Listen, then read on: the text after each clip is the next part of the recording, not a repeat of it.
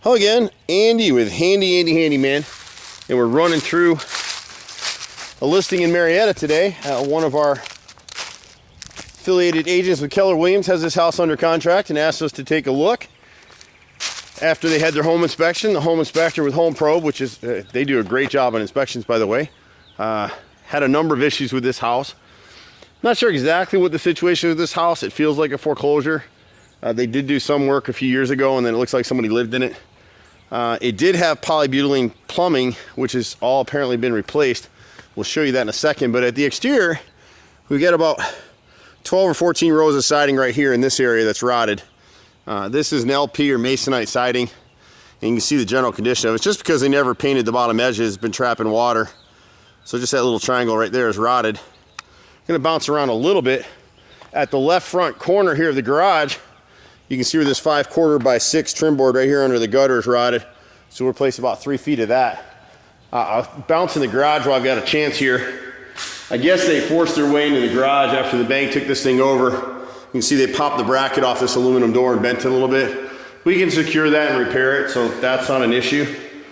They used to have a vent here, probably to heat the garage, and the last inspector, you can't have an air vent into a garage space, so their solution was to tape it. But we can just plate that over. And you can see the gray pipe coming out of the wall right here on both sides. So that's the old polybutylene. They've come through here now with PVC, which is fine. So all of these leaks are old damage, probably broke in the wall, and that's what caused it. The actual washer and dryer is right above here. So you can see these stains in the ceiling up here. But they appear to be old. And my guess is that they probably also had a roof leak in this area. This exhaust pipe for the gas water heater goes all the way up to the roof line, and they've since replaced the roof. It's a pretty new roof up there. Architectural shingles, it looks to be in great shape. When you come around the left side of the garage, you get the same issue here with this 5/4 board right here. And then you get to the garage door, and you can see the left and right frames right here are both rotted. See if we get us down, see the gap down there? Those are both rotted out. We have a little bit of siding, about 12 or 14 rows of siding from up in this area right here to the right of the window, right to here. You can see someone's replaced some of it with hardy plank. See the difference in the grooves between this groove right here, where my finger is, and this groove right here is the original LP masonite siding, and this is hardy plank. Most of the siding's in decent shape. On the right side of the rear bay right here, and then we'll get a better shot of it through here, but all the siding, you got about 10 or 12 rows right in this section right here need to be redone. You can see a better shot of it right here. See all that in there.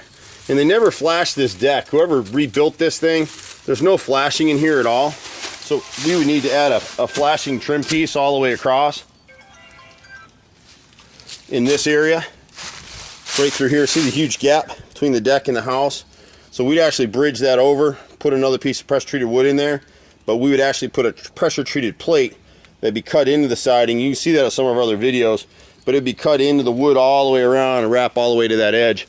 And that'll keep the water from getting into the framing and rotting the house at all. At this right bay window, this little trim board, whoever was working on this house, they just put caulk over rotted wood right here.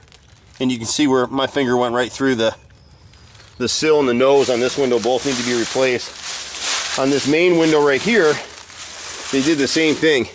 They put Bondo and caulk in the left corner here. So the sill all the way across this window, you can see it back over here more. That whole sill needs to be replaced, the same with the nose. They're not huge repairs. They add up a little bit. You can see here where someone actually kicked in this door at some point and split the jamb, so we can repair that. You can kind of see the gap in it that the inspector pointed out. And you see how they have a traditional metal threshold right here. On this door into the rear living room, someone just dropped a piece of 2x10 and stuck it here, and you can't do that. So we'll have to rip that out and put a proper threshold in there. These doors both need weather stripping on both of them. Nothing super major. I mean, it's a nice house, nice neighborhood. We've done a bunch of work over here in the years. There was some issue with the plumbing. And the home inspectors aren't going to turn the water on because they don't want to take that liability. So if it's shut off, they're just going to leave it in the off position. On the right side of the house here, We'll show you a couple things real fast. Just a few boards on the chimney need to be replaced. And there's an inside corner that rotted out, and they did the same thing. They just put caulk in it, painted over it. You know, it's hard with home inspectors because they can't find everything. Certain things will stand out to me, certain things will stand out to an inspector. And so you see this corner right here. If you ever see black in the house, you want to make sure you caulk it, but you get down in this area, and they just filled that void with caulk. See right here? So the inside corner should look like this. See the definition until you get to right here, and then it goes.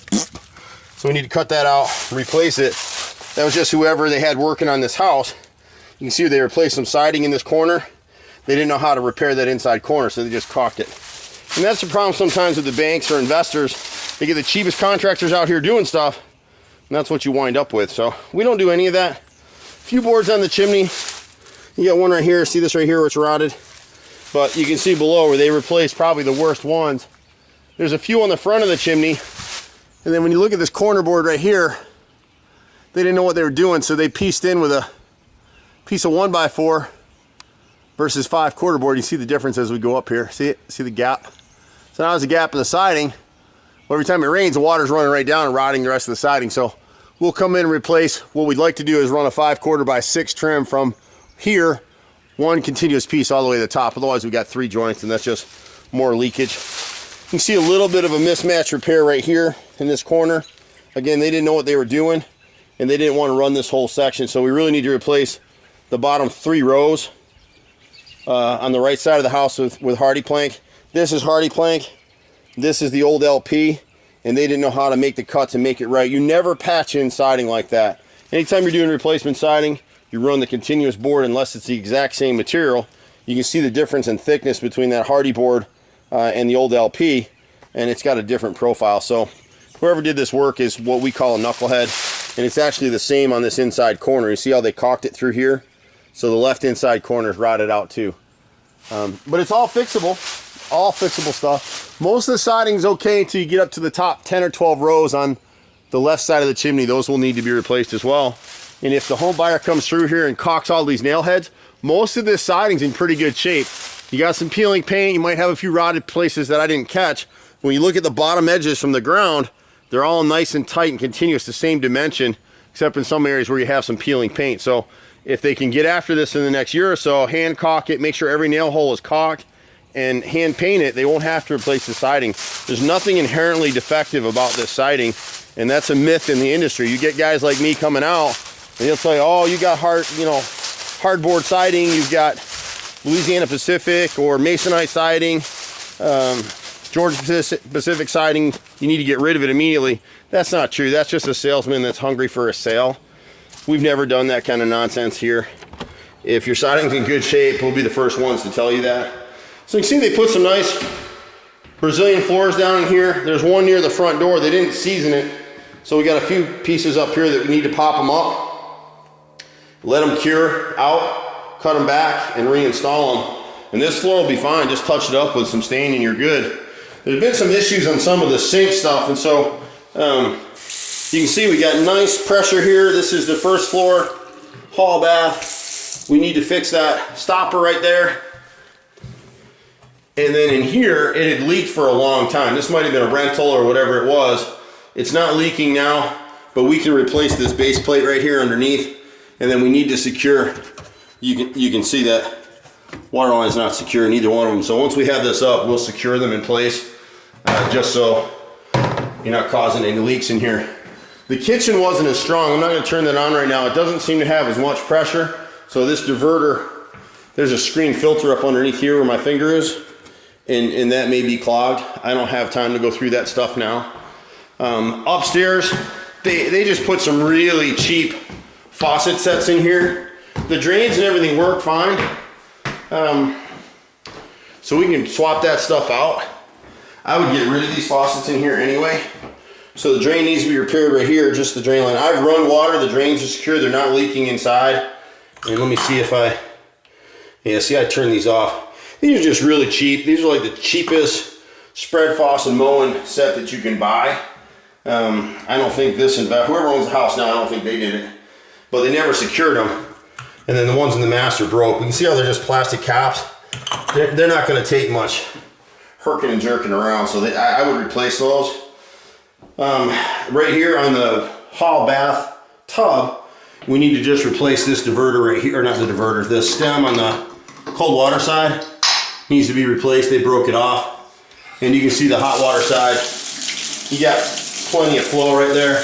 It does need to be recaulked where you see all the gaps here. The toilet is secured to the floor. It's the tank that needs, the tank bolts need to be tightened down. So not a huge deal with any of this stuff. We'd also recommend a GFI in this bathroom and in the bathroom downstairs. In the master, we got that same exact faucet set.